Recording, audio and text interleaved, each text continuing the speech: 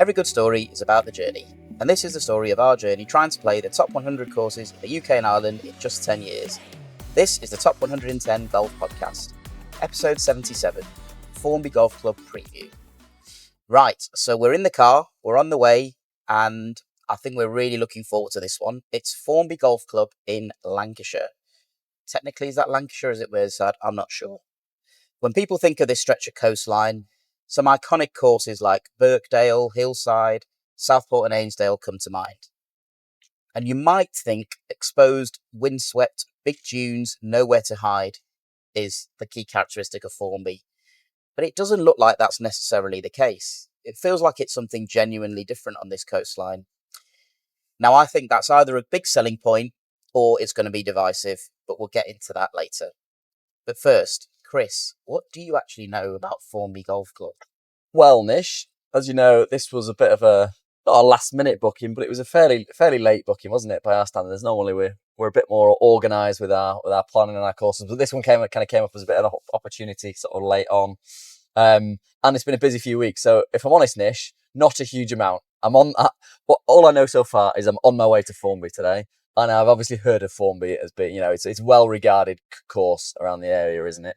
And I've been to the area before as well, so I know a little bit about the area. So I'm really excited about this one, if I'm honest. Mostly because I love red squirrels, but Is that a thing? Yeah, red squirrels. Yeah. You see some red squirrels at Formby. Interesting. Yeah. Last time I saw would have been at Centre Parks because we're poshos and we go Centre Parks sometimes. Well, look good. I think the fact that we don't know much about this is always a good sign, isn't it? When we go to a golf course with zero expectations, we don't know what's going on. So, look, I've done some digging, and there is a lot going on at Formby, and we'll get into that. But before we do, and before we go any further, a real quick one and a quick request for you. If you're listening to this and you haven't hit follow yet, please do it now. I don't want you to hit subscribe. I don't want you to hit like. I want you to hit follow. That's on Spotify and Apple. That button is the single thing that actually helps us reach more and more golfers. It tells the algorithm to show it to people who like golf podcasts. And our podcast is in the top 20 golf podcasts in the UK. It's the only independent one. So you're already doing that. Please carry on doing it. And please share the love. Now back to this episode. So you mentioned there, Chris, about this last-minute-ish nature. There's no such thing as booking a last-minute top 100 courses there these days. No, not really, no. Particularly here with the Open coming, and that's what, 6 weeks away. Yeah. We are playing this course with a guest who's been on our podcast before. That's Mark. And his friend, who he's doing the top 100 challenge with, Andrew, who we call the Saint or Sainty, because legend. He's an absolute legend, which we'll get to later. But it ended up being a bit of a message out the blue, really, from Mark, and he sent me a message just saying, "We are playing Formby. Do you want to come and join us? There's 2 spaces." So we were like, "Yes, that'll do. Great." Got in touch with the club, booked ourselves on. So we're really looking forward to it. Absolutely. Mega looking forward to this one. This is one of the ones that I've wanted to play for a little while, Formby. Yeah, and the Formby's felt a little bit out of reach previously. I don't really know why, because he can't just contact them and book it, whatever. Yeah. But it had felt a little bit, all the other courses in this area, that felt like the one where people were like, I can get you on here, I can't do Formby. Yeah. Can't do Formby. So I don't know if that's because the membership's maybe small or whatever. Yeah, maybe, yeah. Might ask the pro. But Formby Golf Club is ranked 52 on our current list. Now, that is a year or 2 old. Yeah. So it's up to 39, 39, I think it's up to now, yeah. So it's risen the ranks over the last few years. Big hitter. Yeah. Big hitter. Absolutely. I'll give you some deets on how much this costs to play. So a round of golf, Monday to Friday, peak season, costs 285 quid or 315 quid at the weekend.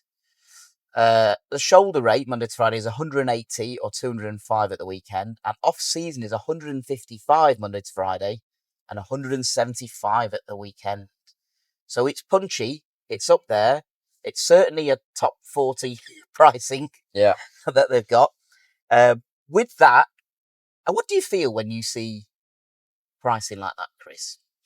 If I'm honest, Nish, I think I've almost just kind of got used to it. I feel like when we first started this, there was kind of collection of those courses which were really expensive, and then everything else was sort of more reasonably priced. Maybe like 150 to 200 quid. I just think there's so few of those left in the list now that you look at it and it's 300 quid, 350 quid, and you go, right, okay, yeah, that's another top 100 course. We've become those people, haven't we? Where I look at 155 on a Monday to Friday in the winter, November to February, and I'm like, that's all right. It's not. It clearly isn't. But you do become immune to this when you start reading numbers, and I very much understand that psychology of pricing. Yeah. And sort of get that. Bloody accountants ruining it for everyone, Nish. I know, mate. It's the bean counters. They've done it. Yeah. So, well, look, let's try and give this some structure. What we're going to cover today is we're going to cover some really interesting facts about Formby. Now, the website, interestingly enough, gives you a timeline history, but it doesn't give you any details on anything. So you've got to go and do a bit of digging. So I have done that and got some facts. Now, please feel free to fact check these and let me know. We're also then going to talk about 4 holes to look out for on the course. And then there's one really interesting quirky feature about this golf course and club, which I haven't experienced anywhere else. So we'll do that, and then we'll get to our signature hole and side bets. So the first fact I'm going to give you, and this one piqued my interest straight away, is that there is a very famous clock tower on the clubhouse at Formby. And it's considered one of the most iconic clock towers in golf. How many clock towers in golf there are, I don't really know.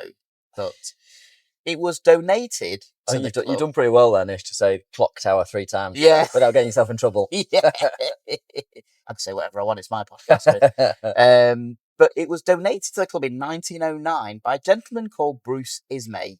Now, any historians among you, I'm a bit of a history buff, would probably recognise that name. He's quite a famous or infamous character, Bruce Ismay. He was the owner or chairman of White Star Line. Now, White Star Line is a name that's burned in my psyche because they're the company that made the Titanic. And I've been fascinated by the Titanic ever since I was a little kid and I heard the story. Okay. Really fascinated. Like, to the extent where I made Mum and Dad take us to the cinema to watch Titanic, all that kind of thing. The whole film? The actual film, yeah, with Rose abandoning Jack and all that 3.5 hours. I don't think I've ever watched the whole film all the way through. I've probably seen it collectively all the way through in the snippets that I've watched. It's dog shit, mate. Don't do it. I'm not sure I've ever sat and watched Don't the whole inflict thing. yourself to that pain. I'm not sure anyone's ever done that before, Nish. No. But look, so obviously the White Star Line was based in Liverpool. So it was a 25th birthday present donated to the clubhouse. Now, this was before the Titanic was built and sank.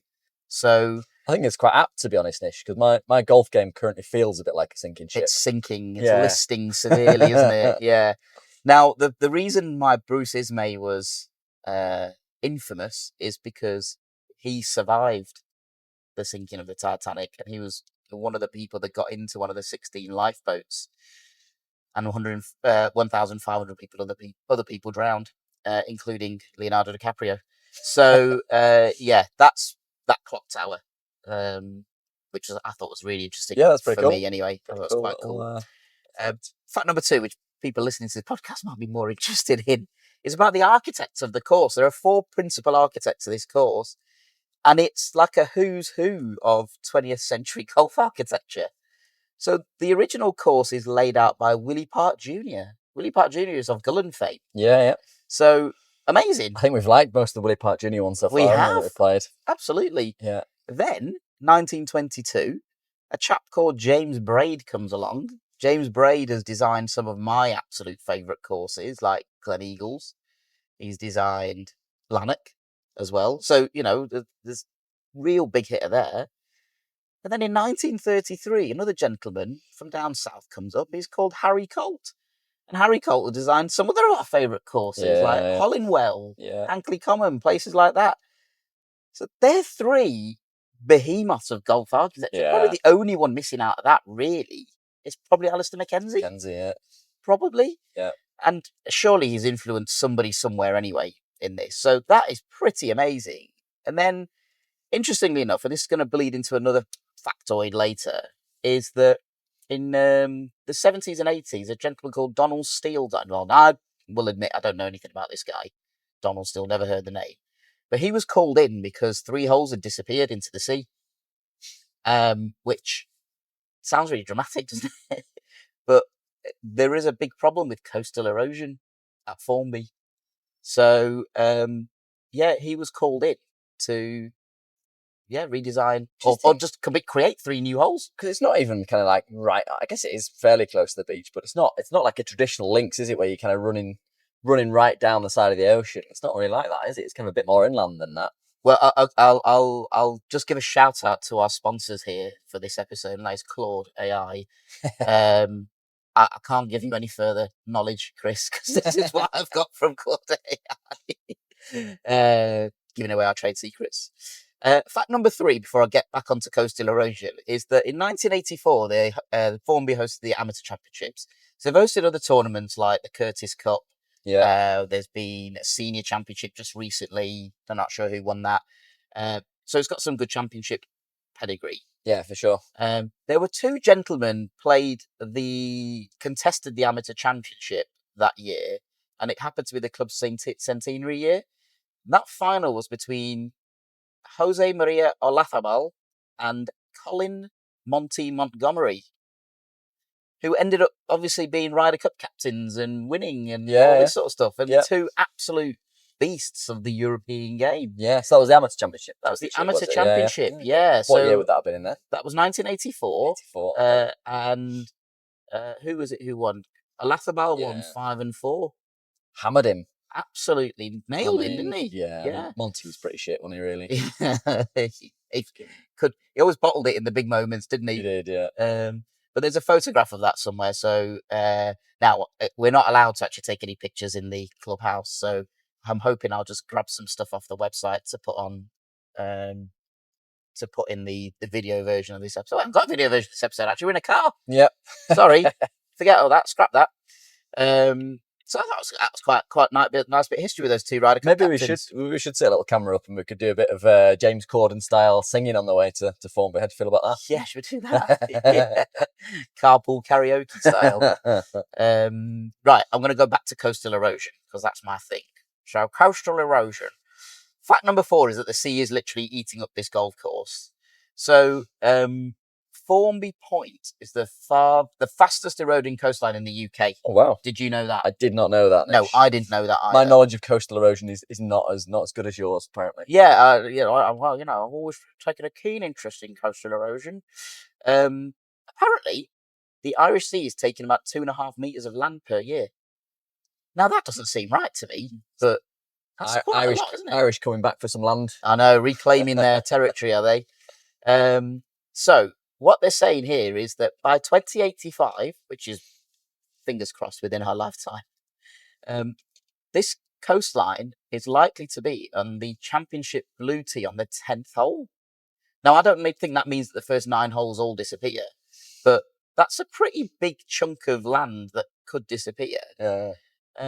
So then the club, what they've done is they've hired, in fashion designers at the moment, Mackenzie and Ebert. Yeah. They've done work at Wallasey just recently, yeah. which has seen them jump in the rankings as well, actually. So they're actually doing something well. And they've got a plan to do something, whatever it is, reclaim land or shore up the extremities of the course, running right through to 2085, actually. Wow, I mean, that's some long-term planning, strategic planning, that, isn't it? Yeah. So the coastal erosion thing kind of doesn't really, it just sounds like, it's a bit, land disappearing. But then Claude hit me with this. It said the original 9th green, so that's from the original Willie Park Junior layout, is actually now 25 yards out onto the beach. Wow. That's quite a significant chunk. It's pretty wild, isn't it? Yeah. Like you always think of coastal erosion as being like a few millimeters a year or whatever, but that's going at some rate, that, isn't it? That is some rate, and you kind of think. Obviously, Formby Point is the fastest, as we found out, the fastest eroded coastline, but this is happening all around the country. You'd think that'd be fairly well protected by like island, right? Yeah, well, they're not doing us any favors then, are they? Yeah, like, it's weird, isn't it? I mean, that makes you then think about the courses on that west coast of Yeah, they're all Ireland. on a similar kind of point. You know, I'd never actually considered that coastal erosion could be a threat to what we're doing. Yeah, I mean, I guess so. I mean, I mean, hopefully we'll be finished by 2085, but you never know. Might be a few stragglers on the list. I don't think we'll find a member at Skibo till 2085, Chris. But, you know, golf might not be a thing by 2085. He might not be, yeah. A thing of the past. But I find it odd that that's a consideration for us now. And it did kind of get me thinking that, you know, is some of these courses might change. I mean, Formby's going to change forever as a result of that. You know, obviously Donald Steele came in the 70s and 80s and built 3 new holes.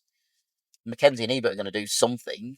Like, is now the time to be playing these courses to get the more authentic original experience? I mean, I guess so, because like you say, it's going to be happening, you know, sea levels are going to be rising, aren't they? So it's going to be happening on pretty much all these coastal courses, right? I remember famously, Peter Finch did a video about Royal Aberdeen, and there was a tee box that's disappearing. Again, that's one that's out to sea and elevated. They had issues, didn't they, with coastal erosion? Yeah, so, you know, is it? I don't know. Is this the time to be doing...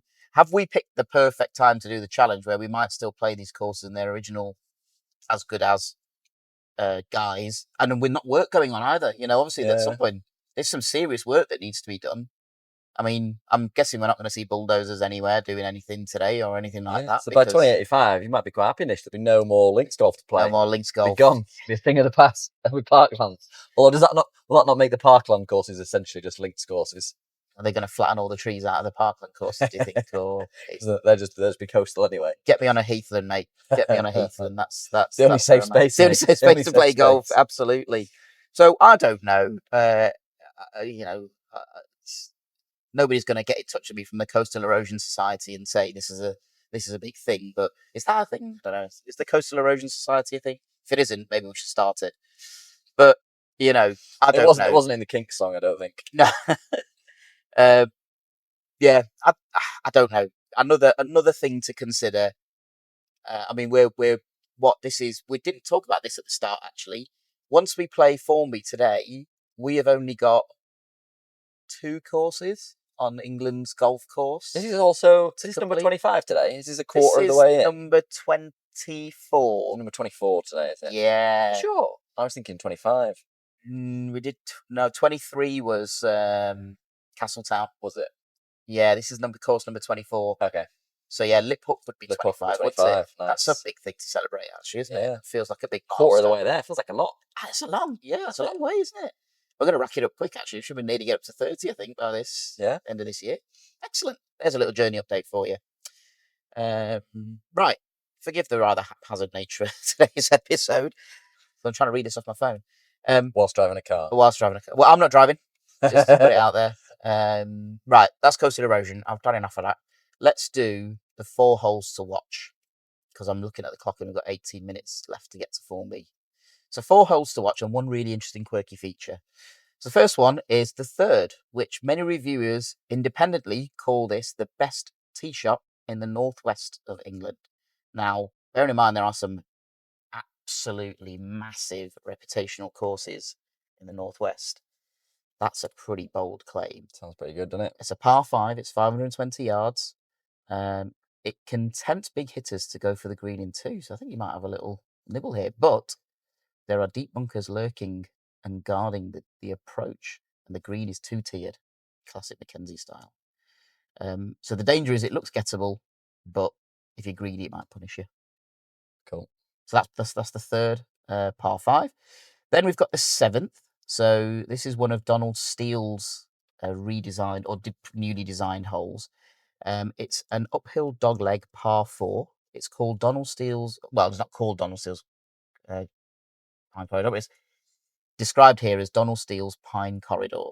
So you tee off through pine trees and then you turn right through pine trees. So I'm hoping they're cut up and there's not many branches overhanging. But reviewers consistently pick out holes 7, 8, 9 as an unexpectedly strong stretch of Formby Golf Yeah, Club. I think there's gonna be a lot of boxes ticked on Formby today. I think it's described as the prettiest of the courses up on this Is coast, isn't it? it? Yeah. Oh my God, So amazing. I think kind of bundle that into. I mean, the quality of the course is right up there as well, right? So Yeah. I think we're gonna like today. Now, you're going to like Put this, it out Chris. There's a bit of folklore about the 7th. Apparently, the dunes near the 7th were used by smugglers to hide contraband.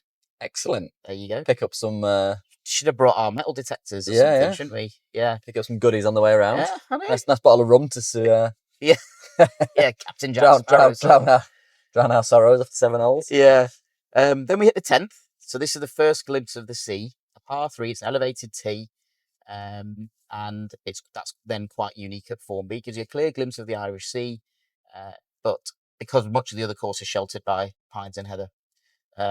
So apparently it's genuinely a very arresting view when we get there. So we should get our phones out and get ready for that. You can also see, well, I don't know, they probably haven't marked it, but where the old 9th green was, you would have been able to see from this tee.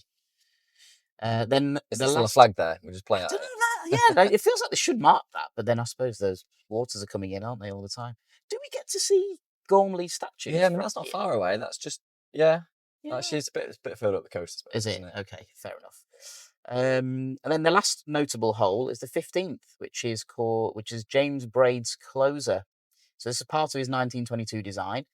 It's a par 4. What has he done now here? So a lot of course reviewers flagged the 15th as one of the best holes on the back 9. And that closing 4 holes has been really, really strong at Formby. And obviously you've got that iconic clubhouse that you're shooting towards when you hit 18. So that's going to be amazing straight away. Yeah. I know that.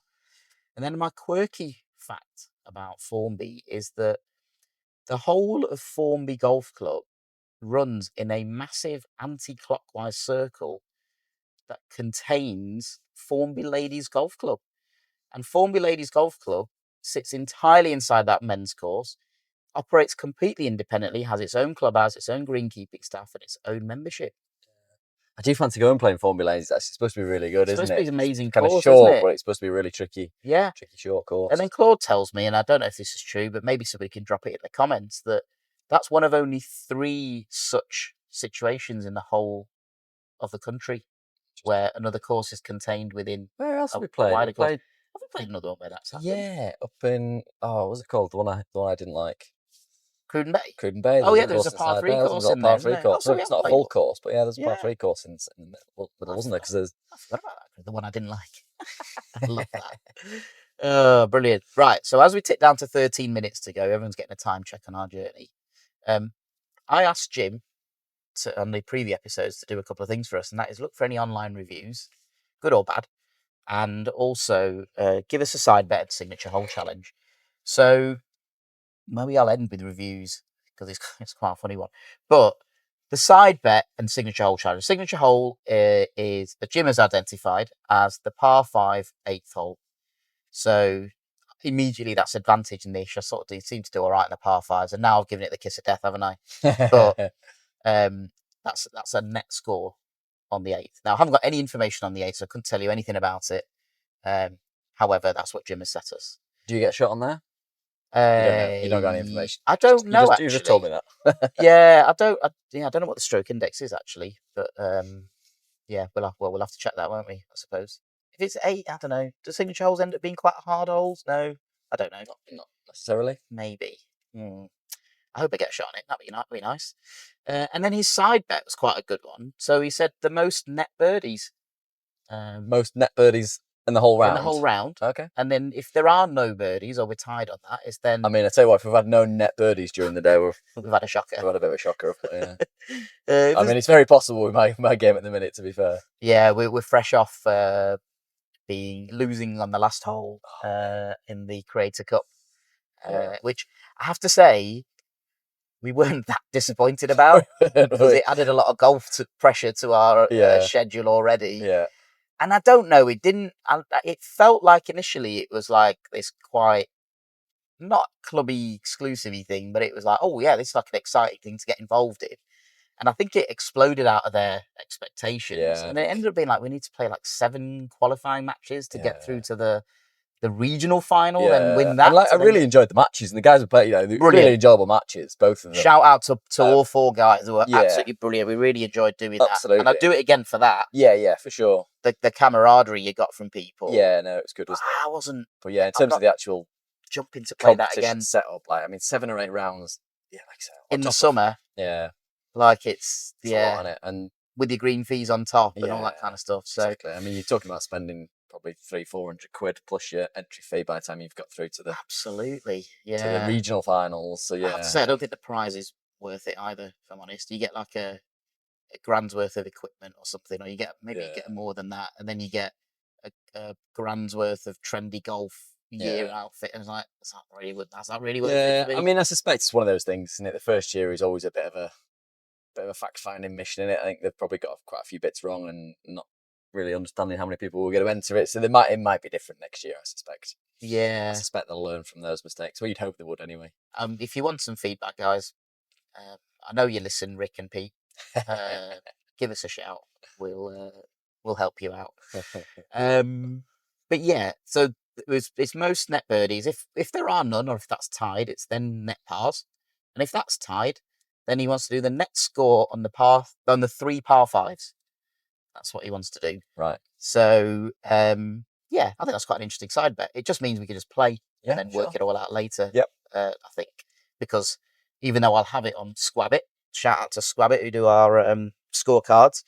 I'd never look at it. No. Just enter the scores and then deal One with of it those later. things. Like, if the first few rounds we played, I was oh, what a shot there. But now I genuinely, I don't even look. I don't even know what I shot at most of these top 100 courses recently. I'm feeling that way, but then I feel I'm playing better because of that. Yeah, probably. I feel like I'm a bit more freed up. Yeah, very possibly. Despite thinking about filming stuff and whatever, Yeah. like it's good to take the scorecard pressure off, isn't it? Yeah. I had an interesting chat, and it's shout out to the episode we did with Alex Catter Golf, and we had a chat about there's this movement now to try and bring match play back into more popularity. Yeah, because it's the purest form of golf, and Yeah. man on man, that kind of thing, or person on person, I should say. Yeah, I quite like that. The matches we played, I've really enjoyed that. I mean, look, match play is by far the best format in golf for me Yeah, to play. Like, it's so much more enjoyable. Like, keeps you interested all the way. 100%. You can have a shithole and it doesn't matter, especially if you're playing like 4 balls, foursomes. There's a lot to be said for that. And like, yeah, like 4. I mean, there's a couple of courses we're going to play down south where if you're playing as a 4 ball, you play a foursome.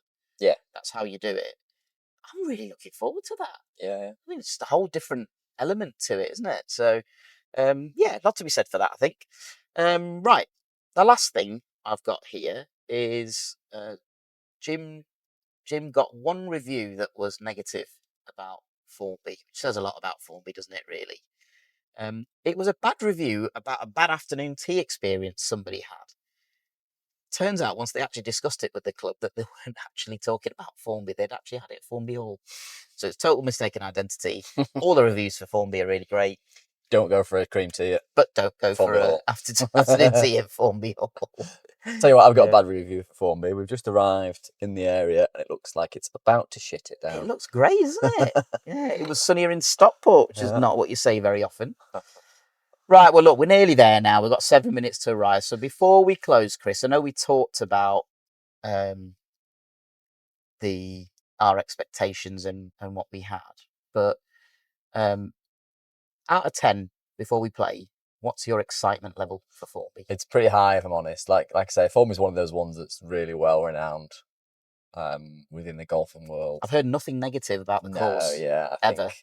Not even like, oh, it's really tough or whatever. It's just everyone's just like, oh, what a magnificent place to play golf. Yeah, I think it's going to be easy on the eye, which I think always suits us. And I think it's going to be a decent challenge. It's pretty windy today. I think it's going to be a good mix of kind of links field golf with a few trees involved. Yeah, I think it's going to be a good one today. Yeah, me too. It feels a bit like how I felt going up to Wallasey today, actually. Yeah. It feels like it's similar sort of day. And there's been a bit of challenging wind, but I think The sun's going to make an appearance at various points. We're playing with 2 guys we've met before, and obviously Mark's been on the podcast and stuff like that. So that's always exciting. Yeah. And we're just experiencing it as a complete, full visitor experience kind of thing. We're not getting interviews today or anything like that. So Are we going to do match play today against the lads? that's a good shout, actually. Yeah, Do you think we should do that? Yeah. Okay. Let's do that. Let's do a match play against the guys.